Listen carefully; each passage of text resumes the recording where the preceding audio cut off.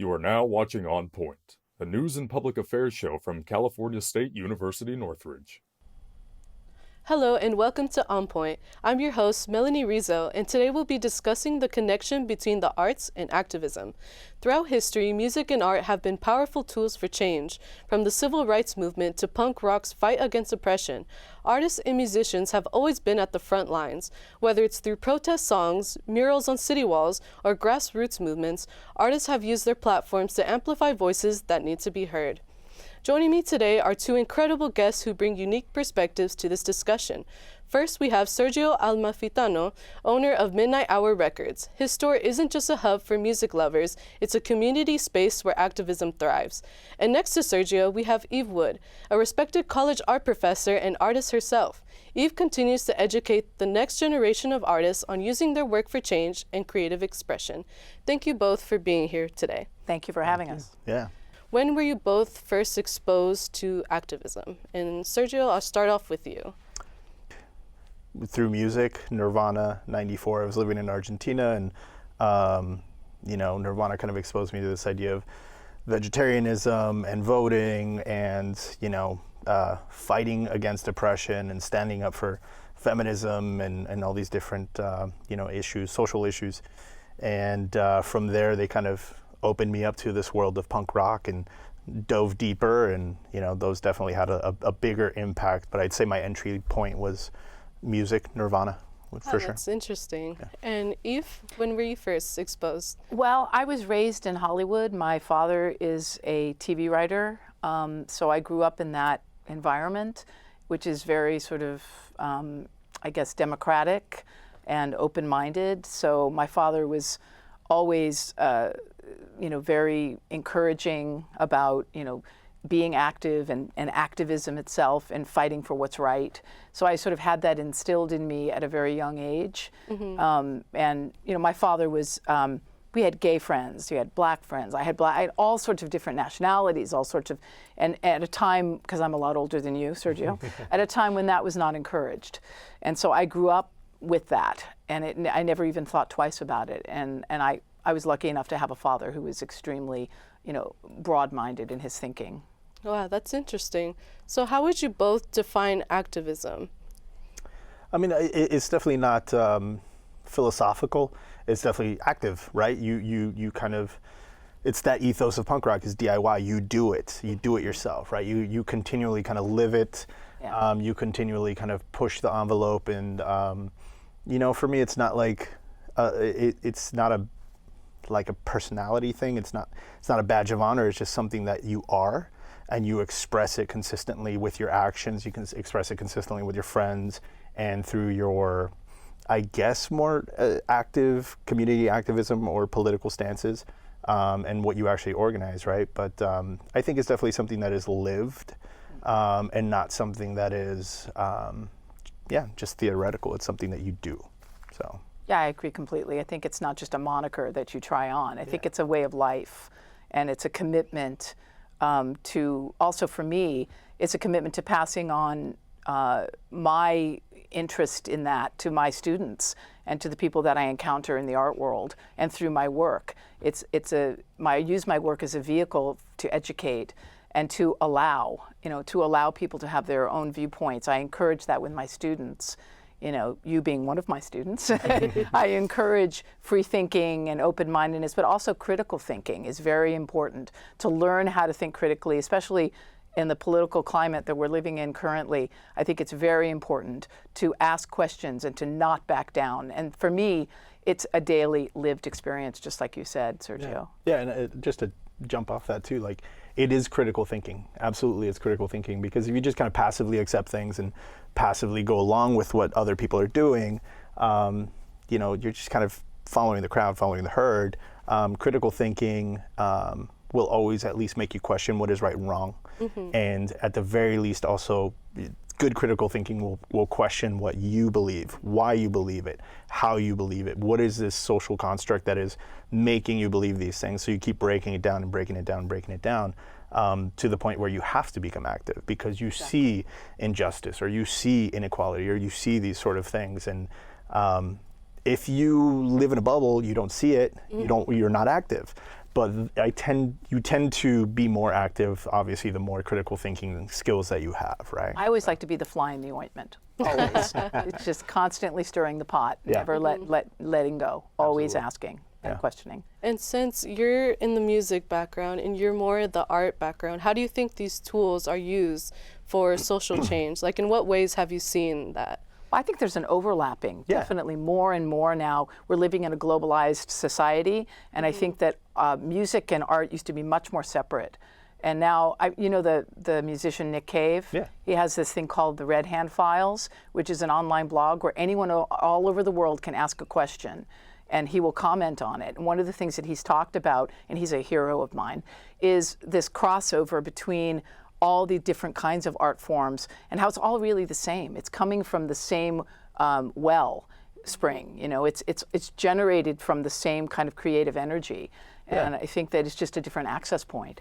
It's all intersectional, right? Everything, like you said, there's overlap, there's intersectionality, it's all expression, self-expression, and the need of the artist to express themselves in whatever way, shape, or form. Like I come from the music world, I'm in a band, I'm the singer, so I express myself through lyrics, I express myself through even visual concepts because I silkscreen, so I come up with the visual concepts for like the albums or things that kind of like add to the music, in a visual sense, lyrical sense. So there is overlap in terms of art in the traditional sense and art in the musical kind of sense, but it's all art, it's all self-expression, it's all the need of humans to communicate, right? And to be heard on a different level. So it's the best art is whatever makes people, again, look internally, not even look at the art, but look internally and go, what am I getting from this? And why am I getting that? Why am I reacting in this way? Like, why is this negative towards me or positive towards me? So,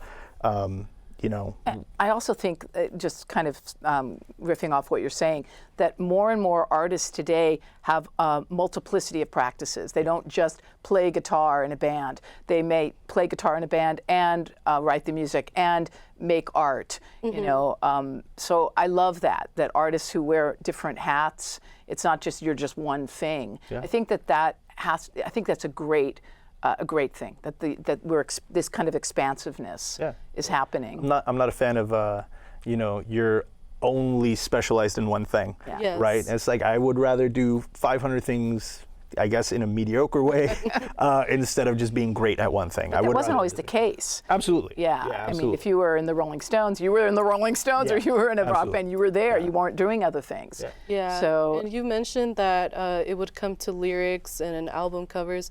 How does that process go for you? Or is there certain topics you think about when it comes to that process? I used to write lyrics in a way where it was a lot more open-ended, and you would have people be able to relate to them in a way where they didn't necessarily have to think, instead of beating them over the head with the message.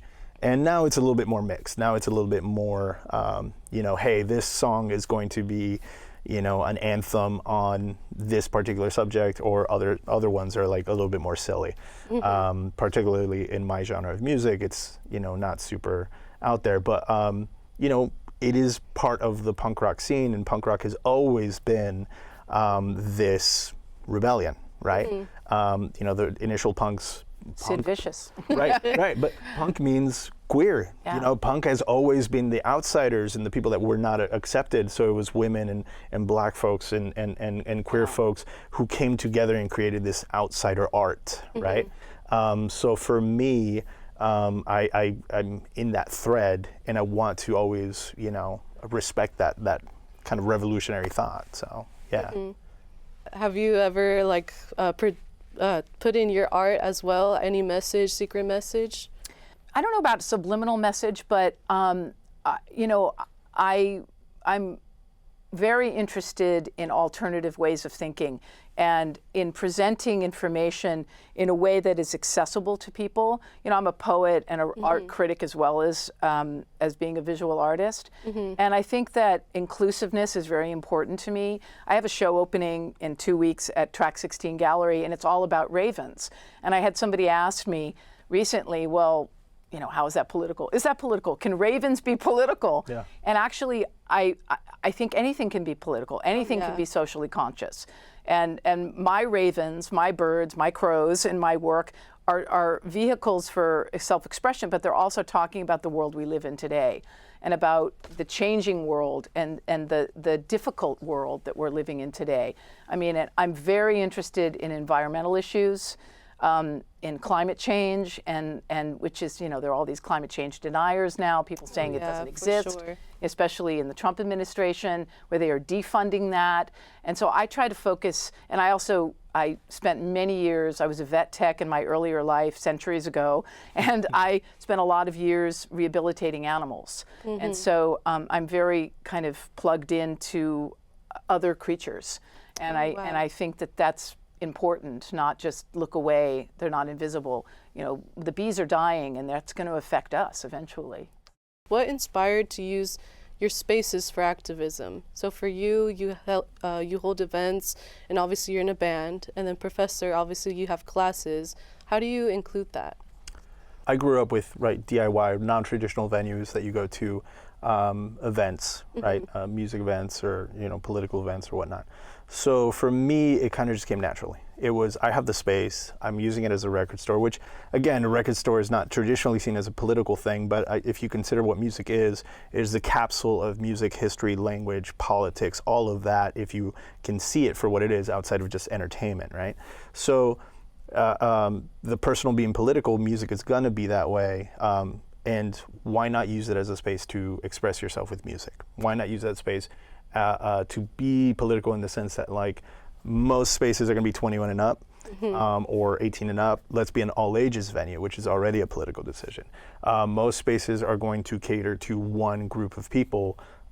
Let's try to cater to the art community, the poetry community, the music community, the queer community. We're the first space in San Fernando that had Pride, right?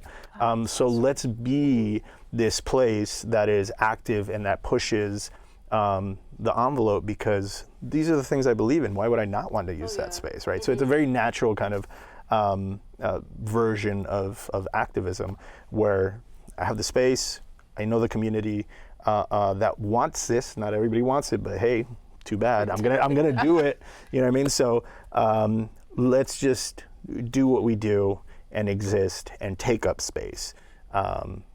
If I'm gonna pay rent, I might as well do that. You know what I mean? It's a community over commodity outlook, right? It's great. Yeah, you create community with art. You create you have an art community, a music community. But and I love that you're not just doing one thing. Yeah. Like you could be a punk rock band and play country music. Absolutely. You have those threads, right? Yeah. I also grew up in the rave scene, right? I was a photographer and a DJ in the rave scene. And to me, that was absolutely political, just by the very existence of you're in a secret warehouse. Everybody dresses up however they want to dress up, whether it's a fairy or you're on stilts or whatever. It's this peace, love, unity, respect, and all types of people are there. It's just as punk rock or just as whatever. So punk rock is a way of thinking. It's a way of thinking. It's an ethos. So I'm going to use the space to express that. You know what I mean? Yeah, that's perfect. Yeah. So protests and demonstrations have been a defining part of this year, with people from all walks of life taking to the streets to make their voices heard. And as discussions around free speech and the right to protest grow louder, especially with President Trump's recent comments about restricting those rights and punishing institutions that allow it, young people are stepping up in powerful ways. Right now, let's go to our reporter, Andres Sosa, who was out in the streets covering a coordinated walkout across multiple high schools in the San Fernando Valley. Students from the Los Angeles Unified School District came out to the Van Nuys Courthouse for one goal in mind: to fight against mass deportation. To signs, to chants, and to cries of humanity. Is my parents getting taken away by ICE? The All Valley protest was for the young people and by the young people, to use their voice about President Trump's plan of mass deportation. We not only to be seen as human beings, not only us, but also our undocumented brothers and sisters, parents and stuff, but we also want information. We want to keep ICE out of undocumented neighborhoods and stuff. For 16-year-old Josiah Morales is more than a protest for him. It's an opportunity for him to talk about how the narrative of immigrants in this country are all wrong. Immigrants are undocumented. They haven't broken a single law. The only law they broke was coming in here illegally. Other than that, my dad breaks his back from 5 in the morning all the way to 3 p.m. And then from there, he has stuff to do at home. we pay taxes at our school, at our house. We pay taxes. My parents, they're good people. They don't deserve to be treated like bad human beings just because they came from another country. With the younger generation getting involved, students are encouraging their fellow classmates to join the fight and use their voices. Don't be afraid to use your voice. There's power in your voice, and if we didn't have any power in our voices, they wouldn't try so hard to shut us up. Organizers for today's protest said that there's no other protests planned ahead. However, they say that they'll keep on using their voices in other ways. I'm Andres Sosa, On Point. So after watching the video, how do you feel about this new generation of activism? It was, yeah, I mean, I think it's great. I mean, I think that every generation has, the things that they fight for, whether it's here at CSUN for ethnic studies or the Chicano moratorium or, the Black Cat riots for, LGBTQ rights or whatever it is. Every generation has it. So there's a lot of people that want to talk down about students and oh, they don't know anything. The youth doesn't know anything. I'm like, that's the people that move us forward. They're living in a newer generation and they have less inhibitions around identities and meeting new communities and stuff. So these are the people that are actually creating the change, as opposed to, I don't trust politicians. I think most politicians are just there to make a check. And fortunately, I think that if you really care about community, you're going to be an activist. And whether it's a youth activist, student activist, whatever it is, whatever labels people want to add to it, I think it's an incredible thing to be involved in community building and calling out injustice, whatever it is, whether it affects you or doesn't affect you and affects somebody else. You have to be there and use the space that you have to the best of your abilities. So. And I'm going to ask you the same question. How do you feel with this new generation of activism? I think it's wonderful. I think that I think that when I look at the young people of today trying to use their voice, I feel personally invested in that. I feel like I want to lead by example. It's interesting because as a teacher in the art history department, we were told not to espouse political views in our classes, not to say, and I think you know this, I say, oh, I'm not supposed to say that, and yet I feel like as a teacher, I am a humanitarian. I teach a humanities course. Human is in the word humanities. And I think that human I think humans, especially in today's political climate, I think people are, they're being silenced and their humanity is being killed off or denied completely. And so I think that just for me personally, I want my students to feel safe. I want them to feel seen, and I want to encourage them to speak and to have a voice because they are the next generation. And these are the people who are going to be making decisions for us going forward. And I think that it's our job as educators, as musicians, as artists, to allow their voices to be heard and to amplify their voices, not to shut them down.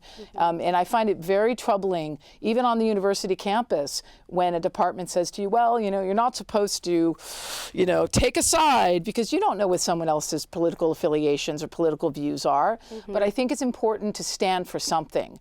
And I love that these students are out there standing for something, and I think that needs to be encouraged, not discouraged. And it's a thread too, right? It's hundreds of years and generations and families fighting for justice and fighting for equity and all these things that people want to get rid of, that, diversity, equity, inclusion, all that stuff. You're against diversity? And You're against you know what I mean? We are all immigrants. Yes, everybody is outside of the the indigenous people here, Yeah. and you have to fight for them too because they have never been in San Fernando. They have never been even federally recognized. So there's all these things that disenfranchise people. So it's important to see it as it's a historic fact. The only reason you should not have activism, or not should not, but the only reason you aren't going to have activism is one of two things. One, you've reached fascism, or two, you don't need it anymore because we reached equity, which is great. The first one, obviously, we don't want. But I think we're headed in that direction. It's really terrifying to me to think about those things, that. And what is some advice you can give to someone who is looking to start to use their voice for change? What are some ways that they can start? Read. Yeah. watch television, but not just one show. I have a friend who only watches CNN, and I have another friend who only watches Fox News. Watch everything. Get as much information, because information is power. Education is power. You know, I taught a class at Santa Monica College on Nazi Germany. And the first thing that the Nazis did, that Hitler did, was to silence all of the intellectuals. He killed them all off. You know, the people who set the standard, who were voices, so that people would look to them to follow. And so I think it's very important to get as much information and to educate yourself, and so that you have a platform, you know about what you're talking about. Interact with people. Interact with different people. Yes. You know, go eat different food, go to different parts of town, talk to people, and you'll realize that people are normal. People just want to live, work, be treated respectfully. That's it. You know what I mean? So how would that not cause any type of, like, you know, anger or indignance at, like, the fact that you're treating other people less Like than. humans, Yeah, right? absolutely. Yeah, and also travel. You know, I tell my yeah. students, I always say, guys, go somewhere, because you will be immersed. You will be immersed in another culture, and you'll see how other people live, and it expands your vision of the world. Yeah. And that's if you have that privilege. If you don't have the privilege, you know what? Do what you can from home. Yeah. Talk to your parents. Talk to your family. Right, that's true. It's expensive to travel. It can be, yeah, absolutely. Or, you know, you don't have a passport, or, you know, immigration and that sort of stuff. But do what you can. Use your privilege the best way that you can to educate yourself and critically think and question, why am I doing this? You know, am I doing this because I was raised to do this, or am I doing this because I actually believe in it? Part of activism is always breaking away from your bubble of privilege and putting yourself in a little bit more of an uncomfortable situation that causes growth. You know, so do that. And be of service. I think it's really important to give back. I do a lot of volunteer work, specifically with the homeless and their animals. And I think it's really important because when you give back, you get out of your headspace, you get out of your privilege, whatever it is, however you were raised. You see a whole other way, how other people are living and how you're interacting with them, and you're learning from them. You know, I think it's really important. There's different things. There's different needs that you know, you have immediate needs, like you know, we're talking about like unhoused neighbors. Yes. And you want to fulfill those immediate needs because not only does it help them, but it helps you feel good. Yes. Which is altruistic, right? But at the same time, look at the long-term impacts of what you can do, right? Yeah. Look at how you can change, even incrementally, whether it's getting involved through city politics, or whether it's getting involved in activism or community gatherings, or, you know, food kitchens, or whatever it is. There's activism can be small. It can be a small gesture. People think of activism, you have to do this grand gesture. It can be something very, very small. It's not a full-time job. Yeah. If it is a full-time job, great. Plant a seed. Yeah, and but do what you can. Yeah, absolutely. Just get active. Do not let it be overwhelming. Yeah, just do the best you can. That's it. And I kind of want to go back to what you said. You said you go out and volunteer for shelters and stuff.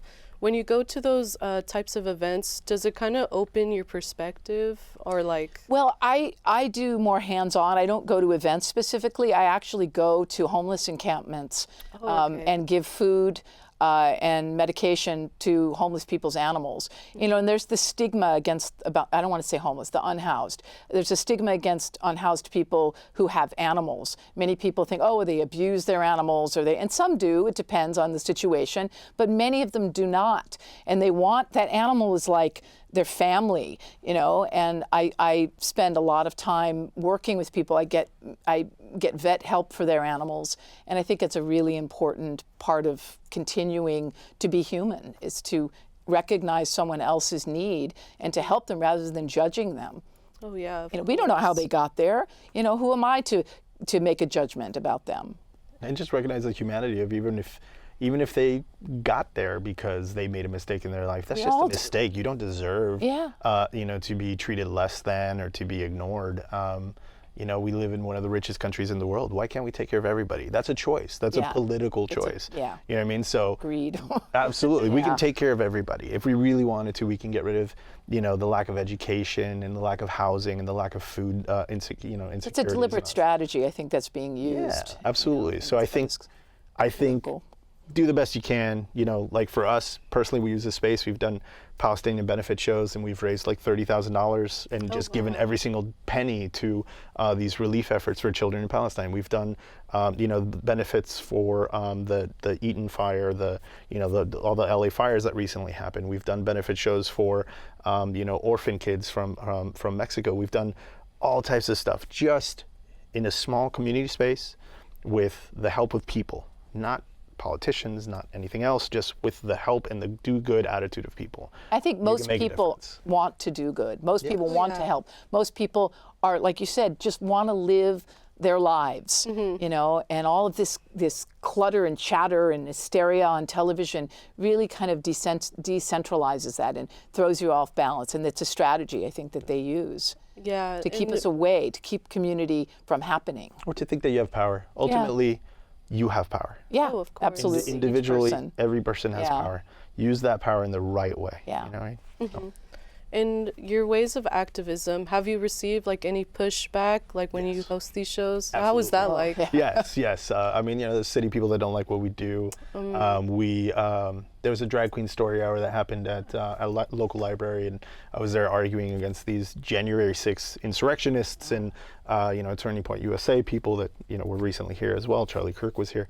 And, you know, they target us and they harass us and they graffiti our stuff and they, you know, call the police on us and all that sort of stuff just to give us a hard time. And how do you handle that? Like, how do you go? It doesn't matter. It doesn't Just keep doing it. You just keep doing it. You know, they're more afraid of me than I am of them. Yeah, absolutely. Like, it's just, they are doing it to create division and fear and less than, you know, feelings in other people. And I'm like, I don't care. Like, I'm going to have whatever I want at my store. You don't like it, guess what? You don't have to show up. Right. It is what it is. This world isn't for you. This situation isn't for you. Stay home. Right. Do whatever you want. Definitely. It doesn't affect you. You know what I mean? So for me, it's like, if I want to create an inclusive space, I'm going to. You can push back all you want. It is what it is. And with you, Eve, you mentioned that the department kind of gives you pushback. How do you handle that? I'm very blessed to work in a department. I mean, Samantha Fields is my chair, and she's fabulous. And I have Perry Clem is my advisor, and they're wonderful. But I have felt, you know, that the university as a whole, it is supportive, but we are not really, the teaching space is not really a space for political activism. They see it as it's a neutral space. So I'm not really supposed to be coming in there saying, hey, this is what I believe. But I think that, as I said, I should lead by example, you know, and I think that I am for humanist thought. You know, and I think that needs to be encouraged. So I'm like, you know what, I'm going to do what I want to do in my class. And everyone is welcome. Even people, I had a student who was a Trump supporter last year and said something during the class about it. And I said, you are absolutely welcome here. You are welcome to have your viewpoints, but you are not welcome to denigrate someone else who has a viewpoint here. That's amazing. Different from yours. And getting back to the activism, I have had issues with, you know, I'm out there helping people, sometimes at 2 a.m, helping an unhoused person with their dog that was hit by a car. The police have not been very helpful. Yeah. They tell me I need to leave. Yeah. And what am I doing there? And it's not my business. So that's troubling, you know. Sergio, Eve, thank you both for being here today and sharing your insight and perspectives. Thanks for having me. Thank you. Of course. I'm your host, Melanie Rizo. Thank you for tuning in, and we'll see you next time on Point.